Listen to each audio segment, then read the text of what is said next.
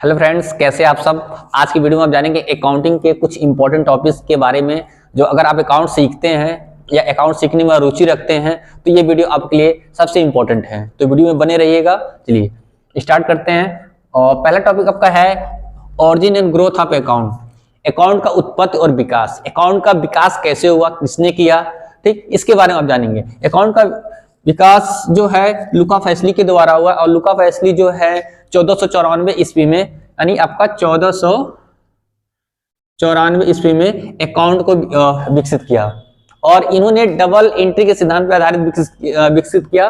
Double entry क्या होती है, यानी लेन देन को सिस्टम को लेकर के इसमें विकसित किया। और ये लुका फैसली जो थे वो आपके इटली, ये आपके जो थे इटली के रहने वाले थे। दूसरा टॉपिक आपका है मीनिंग ऑफ अकाउंटिंग, लेखांकन का अर्थ। अकाउंटिंग क्या है? बिजनेस में जो कुछ लेन देन, यानी बिजनेस में जो कुछ लेन देन होता है उसकी जो सिस्टमेटिक रिकॉर्ड होती है, जो रिकॉर्ड करने की जो प्रक्रिया होती है, उसी को जो होता है हम अकाउंटिंग कहते हैं। तीसरा टॉपिक आपका है अकाउंटेंट। अकाउंटेंट किसे कहा जाता है? लेखाकार।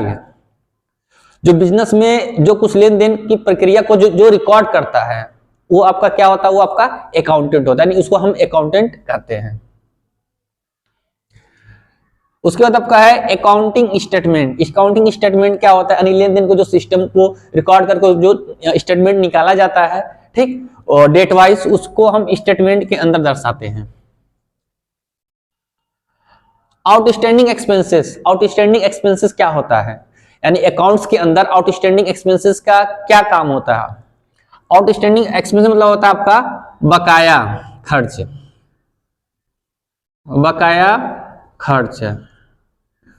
यानी बकाया खर्च। यानी बिजनेस में कभी ऐसा होता है कि किसी को सैलरी देना बाकी रहे या रेंट देना बाकी रहे, मतलब कंपनी का जो खर्चा देना बाकी रहता, समय हो जाता है देना बाकी रहता, उसको जो होता है इस प्रकार के जो खर्चे को जो होता है आउटस्टैंडिंग एक्सपेंसेस के अंदर उसे हम दर्शाते हैं।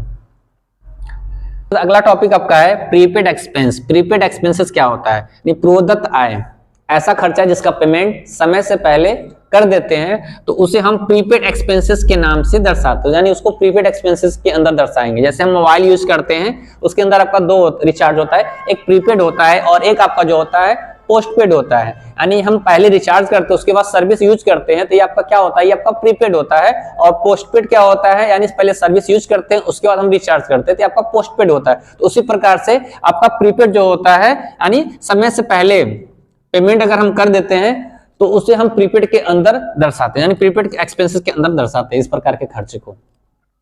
इसके बाद अगला टॉपिक आपका है एक्रूड इनकम, अर्जित आय।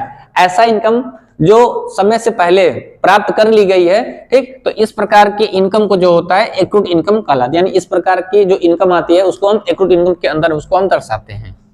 इसके बाद अगला टॉपिक आपका है अनएक्रूड इनकम। अनएक्रूड इनकम क्या होता है? अनअर्जित आय, ऐसा इनकम जो प्राप्त करना बाकी हो, यानी किसी को हम पैसा दिए हैं और उसे पैसा लेना बाकी है, तो इस प्रकार की इनकम को जो होता है अनएक्रूड इनकम के अंदर उसे हम दर्शाएंगे। इसके बाद अगला टॉपिक आपका है ऑडिट। ऑडिट क्या होता है? ऑडिट मतलब होता है आपका जांच करना, यानी बिजनेस में जो कुछ लेन देन होता है उसकी सिस्टमेटिक जो रिकॉर्ड होती प्रक्रिया, उसे जो जांच करता है या जो जांच होता है, ठीक, उसी को हम ऑडिट कहते हैं। उसके बाद आपका है बैडेस। बैडेस क्या होता है?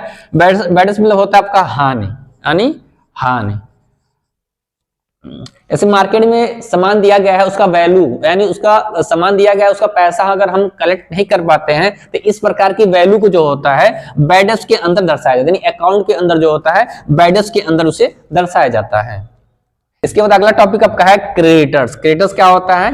देनदार, वो पर्सन जिससे हमने उधार सामान या सर्विस लिया है वो आपका क्या होता है? वो आपका क्रेडिटर्स होता है, यानी देने वाला जो पर्सन होता है उसको हम क्रेडिटर्स कहते हैं, यानी देनदार होता है।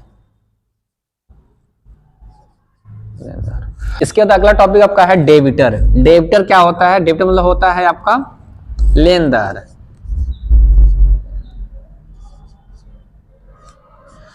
वो पर्सन जिसको हमने उधार सामान या सर्विस दिया है, यानी हमने दिया है, यानी उस पर्सन को हमने उधार सामान या सर्विस दिया है, तो वो आपका क्या होगा? वो आपका डेबिटर्स कहलाएगा, यानी पाने वाला जो पर्सन होता है वो आपका डेबिटर्स होता है। अगला टॉपिक आपका है फिक्स एसेट, अस्थायी संपत्ति। ऐसी संपत्ति जिसका यूज लंबे समय तक किया जाएगा, यानी कंपनी में ऐसी संपत्ति होती है जिसका यूज लंबे समय तक कंपनी में यूज होगा, उसे फिक्स एसेट के नाम से जाना जाता है। जैसे आपका होता है मशीन हो गया, ठीक, लैंड हो गया, ठीक, आपका फर्नीचर हो गया, ठीक, ये आपका क्या होता है, ये सारे आपके जो होते हैं फिक्स एसेट के नाम से दर्शाया जाता है। इसके बाद आपका है कैपिटल। कैपिटल मतलब क्या होता है, पूंजी। बिजनेस में जो पैसा इन्वेस्ट करता है, प्रोप्राइटर द्वारा जो पैसा इन्वेस्ट होता है, पैसा जो लगाया जाता है, उसे कैपिटल के नाम से दर्शाया जाता है, उसे हम पूंजी के रूप में उसे हम दर्शाते हैं। इसके बाद आपका है ड्राइंग। ड्राइंग मतलब होता है आपका आहरण।